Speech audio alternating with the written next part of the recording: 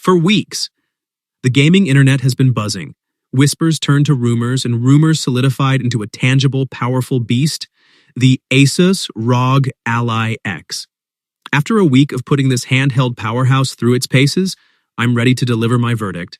And the question on everyone's lips? Can this Windows-powered handheld truly rival the king of home consoles, the PlayStation 5? So, let's dive in.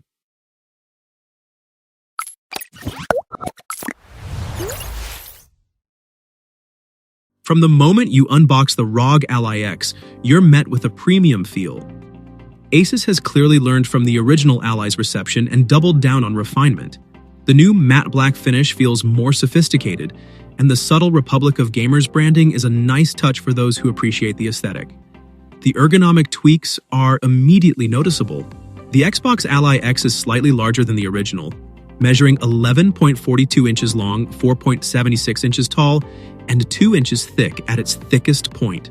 It's also slightly heavier, weighing in at 1.58 pounds, compared to 1.49 pounds on the 2024 Ally X.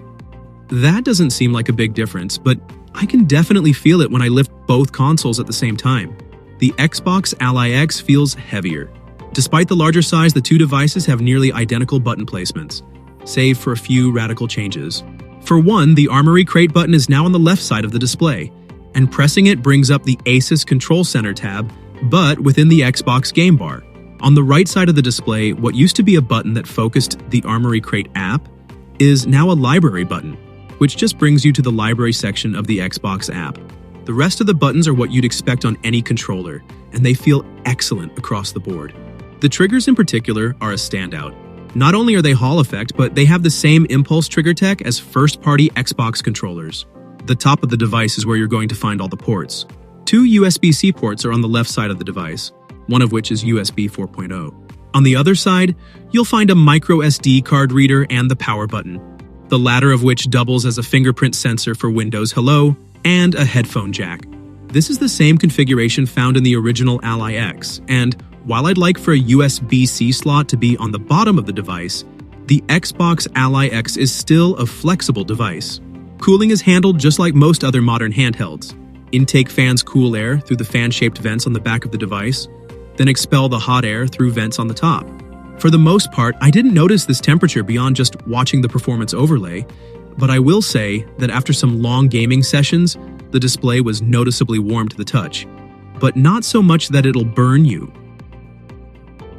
The Asus Ally X has a 7-inch Full HD display with a 120Hz refresh rate and support for FreeSync Premium, AMD's variable refresh rate tech.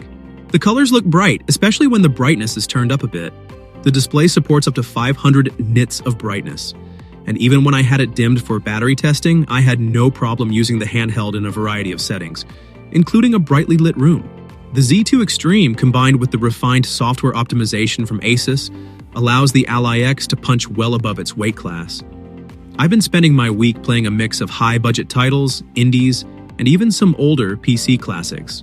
For modern games, the experience is simply astonishing. Titles like Cyberpunk 2077, Alan Wake 2, and Helldivers 2 run smoother and at higher visual fidelity than I ever thought possible on a handheld. Yes, you'll need to manage your expectations. You're not going to be running everything at native 4K Ultra settings, but the ability to play these games at a comfortable Full HD or even with high frame rates and respectable visual detail is a game changer. The increased RAM is particularly impactful. It allows for more complex games to load faster and ensures smoother gameplay by reducing the need to constantly access the SSD. This is especially noticeable in open-world titles where assets are being streamed in and out constantly. Running a full Windows 11 operating system on a handheld is a double-edged sword, and the Ally X embodies this perfectly. The undeniable advantage is access to virtually any PC game.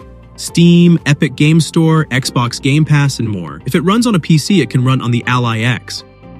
This freedom is liberating. I've been dipping back into some of my old favorites from Steam, finally able to take them on the go without compromise. However, Windows on a handheld still comes with its share of Windowsness.